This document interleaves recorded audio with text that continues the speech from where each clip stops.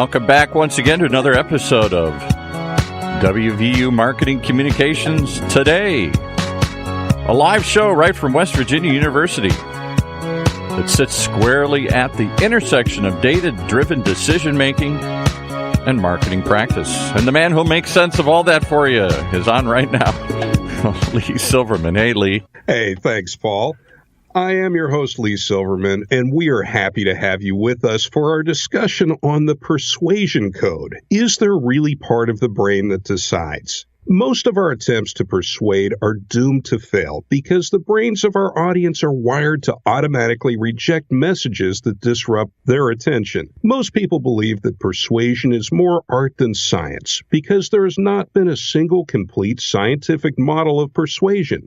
Today, we will learn that persuasion can be linked to brain science and that the primal brain of your audience drives their decision-making process. We will also discover what can stimulate that primal organ and how this translates into critical questions needed to address and maximize the probability to persuade. Joining us momentarily is our guest, Patrick Renvoise. Patrick is the co-founder and chief persuasion officer at SalesBrain. He is an expert in complex sales, and his background includes having been in charge of business development at both Silicon Graphics and LinuxCare.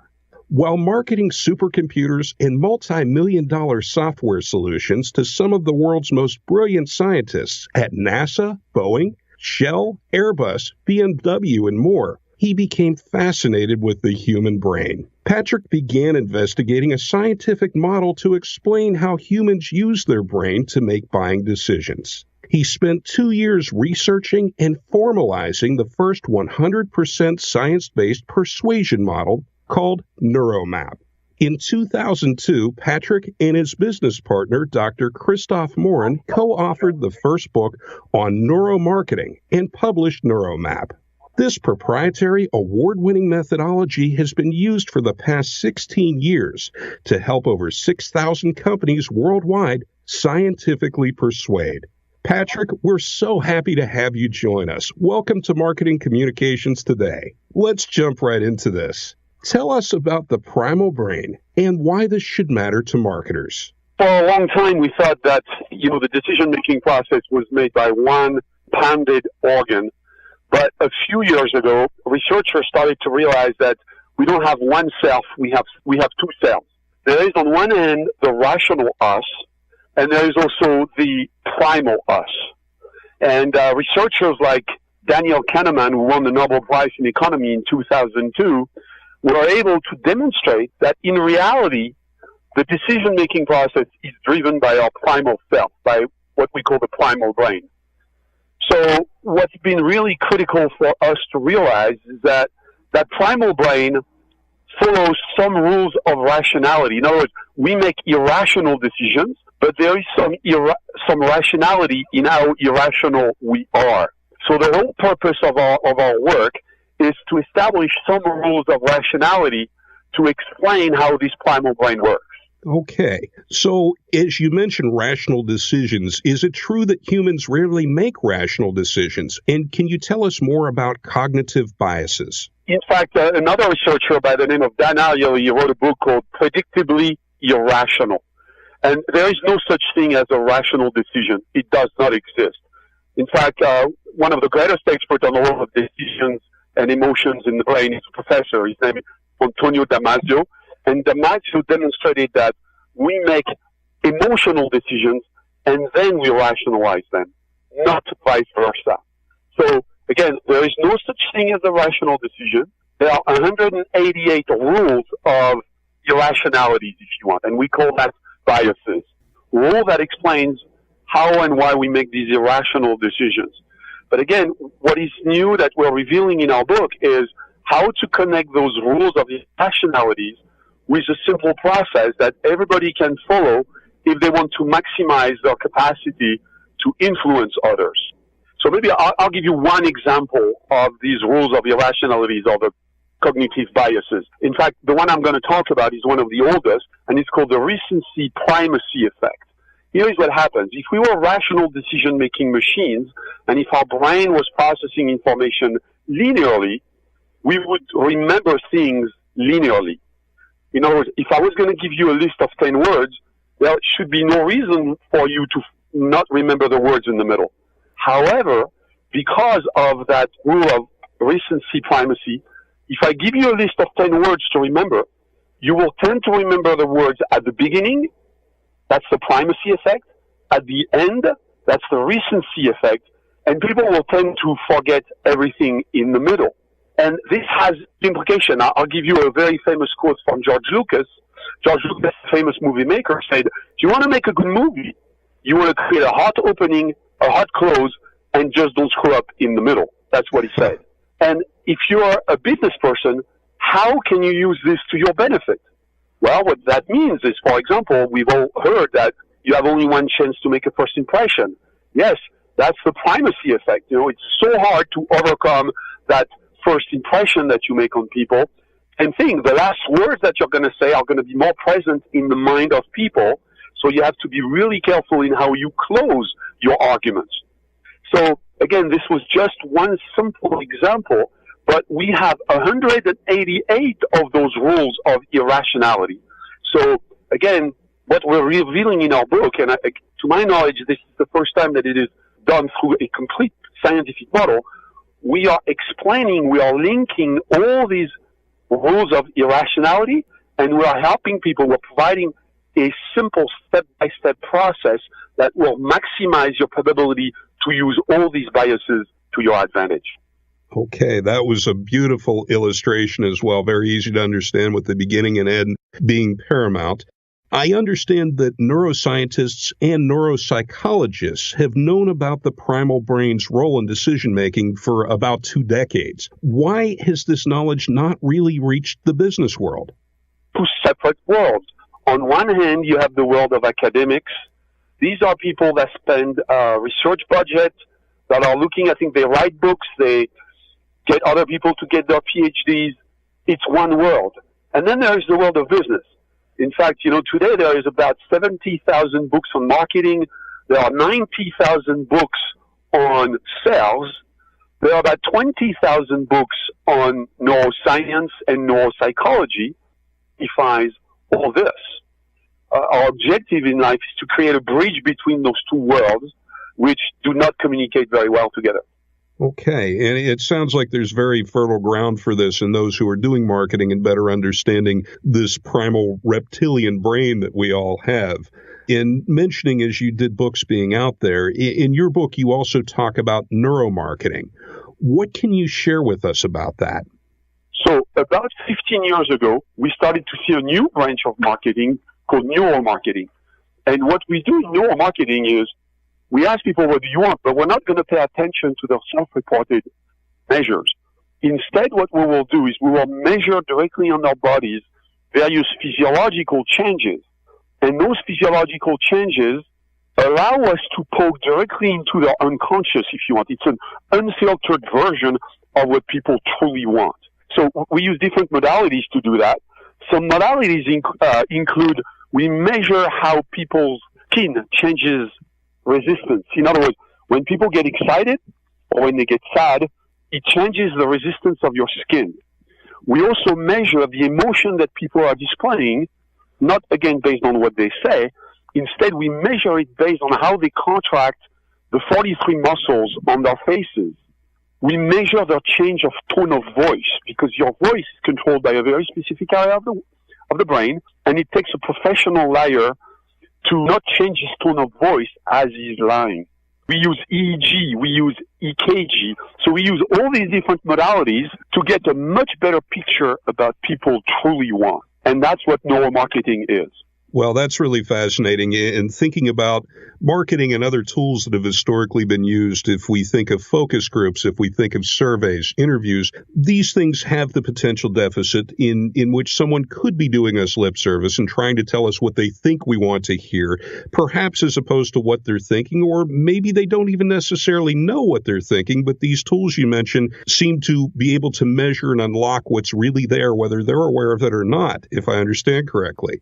Yes, it's using a direct way of doing these measurements as opposed to using people's self-reported measures where they have a hard time to express using words what they really feel about a product. And as you said, there is another aspect, which is we know also that, for example, imagine if I'm going to answer a few questions about Coca-Cola. We know that people tend to give the answers that the questioner is asking for. In other words, we know people try to please the people that are questioning them. Well, I think if I understand from Paul correctly, we're looking at taking a break, and we'll be coming back here in just a few moments. So please stand by for us. We'll resume our talk with Patrick Renvoise on the Persuasion Code. All right, and as we digest all that information he's been giving us here, on a brief mention about West Virginia University's online data marketing communications program. It's the first graduate program of its kind, focusing on strategic thinking, critical problem solving, and informed decision making. The data marketing communications program prepares you for your career by learning those innovative tactics from award-winning faculty and leading thought leaders like our host and our guest here today. You can learn more at dmc.wvu for West Virginia University, dmc.wvu.edu.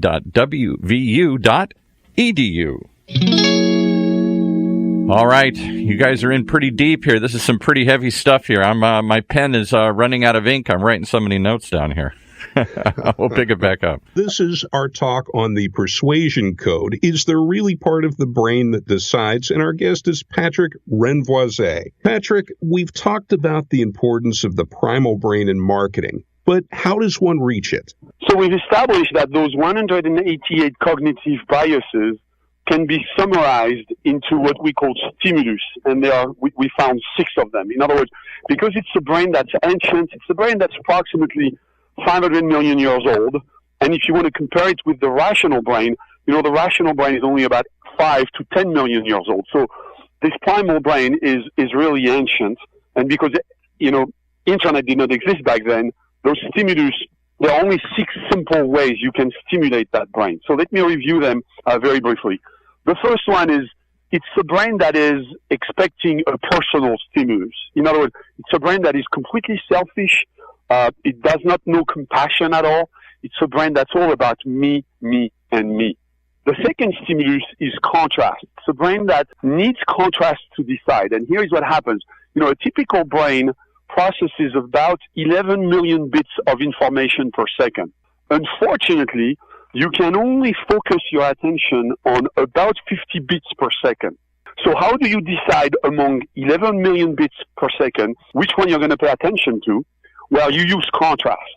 An example of this is if you're driving in the night and everything is dark, and all of a sudden a light flashes on your right side, instantly, almost like a reflex function, your head will turn towards the flashing light. Why? Because there is a lot of contrast between that flashing light and the dark around. So it's telling your brain, well, there is a potential danger there. I have to put my attention there. Right? So to trigger that primal brain, you need to have contrast in your stimulus. Third stimulus is tangible. Tangible, that means that it's a brain that only understands very down-to-earth, very simple stimulus. For example, it's a brain that does not understand something like, we are a leading provider of, and we provide easy-to-use, scalable, modular architecture.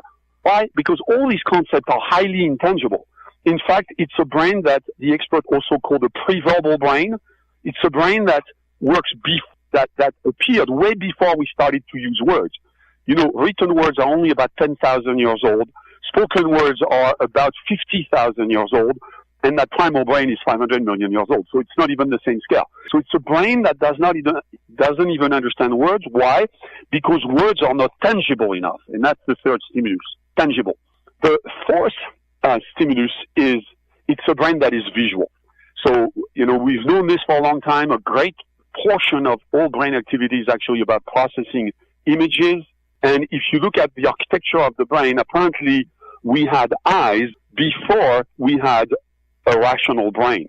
In fact, a lot of animals, most animals, have eyes, and that means that the primal brain existed, has been existing for a long, long time, and that optic nerve is actually very fast. The optic nerve in the brain provides about 50 times the amount of information that the ear is bringing to the brain. So fundamentally, the brain is an image processing machine. So making your stimulus visual really helps your audience understand what you're talking about. The next stimulus is beginning and end. So just like I talked about the recency primacy effect, that particular bias translates directly into one of the stimulus. In other words, when you communicate with people, they will remember the beginning, they will remember the end, and they will forget everything in between. And finally, the last stimulus is emotion. In other words, if you communicate with people with purely rational information, there is absolutely zero emotional component to it, people will have a really hard time to decide. So again, there are only 6 ways you can trigger or you can stimulate that primal brain, and this is a direct application of the 188 cognitive biases that I talked about. And as you mentioned the aspect of contrast, I had the pleasure recently of watching your TED Talk, and I would urge our listeners to search for this on YouTube if they haven't yet seen it. And there were some beautiful examples of contrast on there that the audience was just strucken by, as well as I was. So having only 6 ways or stimuli that can reach the primal brain, what does it mean for savvy marketers? What we've done is we've translated further those 6 stimuli into 4 steps. Now, I will review briefly those 4 steps. But the first step is you have to diagnose the pain of your audience. And what I'd like to do is I'd like to take a very, very simple example to illustrate all these different steps. So imagine you're trying to sell water. Most people that are trying to sell water, they start by talking about the water, how fresh the water is, how pure it is, etc. But the best and most effective way to start to influence an audience is not by talking, but it is by listening to the people, and it is about listening about what we call their pain. And their pain are going to be conscious or unconscious negative emotion that your audience experiences. And the notion of diagnosing the pain, you need to do that because fundamentally that primal brain is personal, it's selfish, it only cares about me. So again, if you're trying to sell me water and you start by talking to me about your water, you display a very selfish behavior.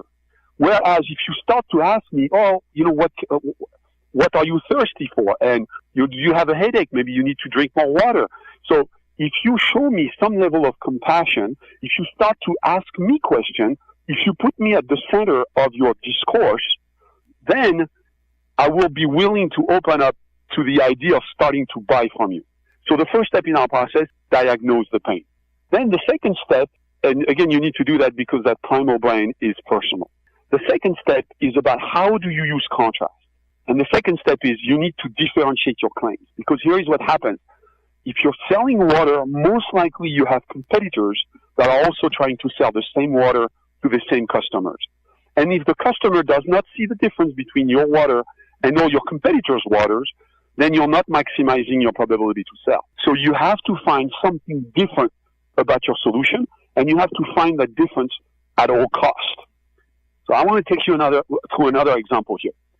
Now, let's imagine you're trying to sell home-delivered pizza. What do you think is the number one pain of people who buy home-delivered pizzas? Wow, I'm guessing hunger. Well, hunger, interestingly enough, I would not call it a pain. I would call it a need. In other words, people are aware that they are hungry, right?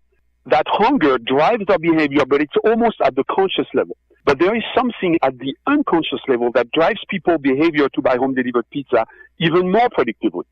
And let me tell you a little story. 35 years ago, there was a small pizza shop in the area of Detroit. And when they tried to figure out what was the number one pain of the average consumer of pizza in our country, they discovered that that pain was the anxiety of not knowing when the pizza would arrive. As a result, they chose a slogan, and their slogan was 30 minutes or less, or it's free. And as you recognize, that little pizza place is known as Domino's, and they became number one in the business. Now, they didn't become number one in the business because they made the best pizza. They became number one in the business because they identified the pain, and then they built a complete organization around that notion that they would be the best at eliminating that pain. In other words, the pizza is not the business. The pizza is just an accessory to the business, and Domino's is a FedEx organization. So that's the pain. And what now is the claim of Domino? Well, Domino's claim is not so much about the quality of the pizza, but it's about their promise that they will deliver it to you in 30 minutes or less. So the claim of Domino's has nothing to do with the pizza itself, but it has everything to do with how quickly they will deliver it. And why did they choose this? Because they realized early in the development of their company that the anxiety of not knowing when the pizza will arrive, which is, again, as you can tell, it's a deep emotion in the brain of the audience, that was driving their behavior. So it's the second step. After you've diagnosed the pain, you need to differentiate your claim. And you need to do that, again, because that reptilian is sensitive to contrast. Yes, and that differentiating yourself from competition is so important throughout marketing, of course. To shift gears for a moment, in the remaining time that we have, why is it so important to have a scientific model of persuasion? Well, it's important because, first of all, then you can apply a process. In other words, you can get much better, much more predictable results in what you do. So that's the positive side for the marketeers. Now, for the consumer, it also is very important because that allows the consumer to be way more educated about how other people are trying to influence them. I mean, I've been doing this for over 20 years, but I still find myself from time to time making completely emotional decisions. So when that happens, I analyze why is it that the message of that particular person was able to get to me faster and more effectively than anybody else. So being able as a consumer, when people are trying to manipulate you, is critical.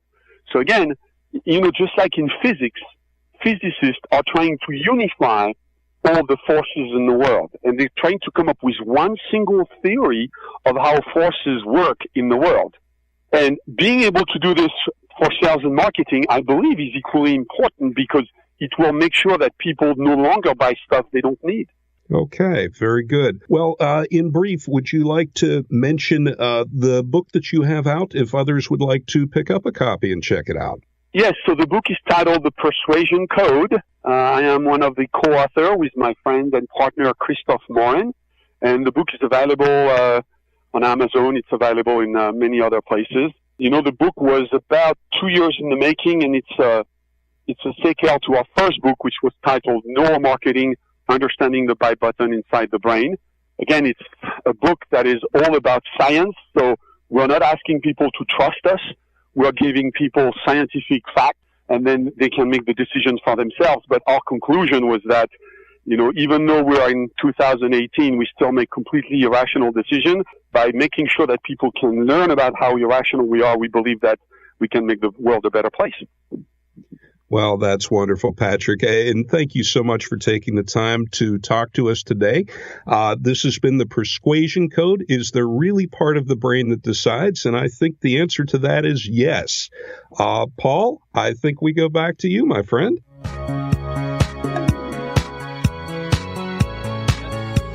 You've been listening to another episode of WVU Marketing Communications Today. Boy, we're stumbling through this one here today, but hang in there.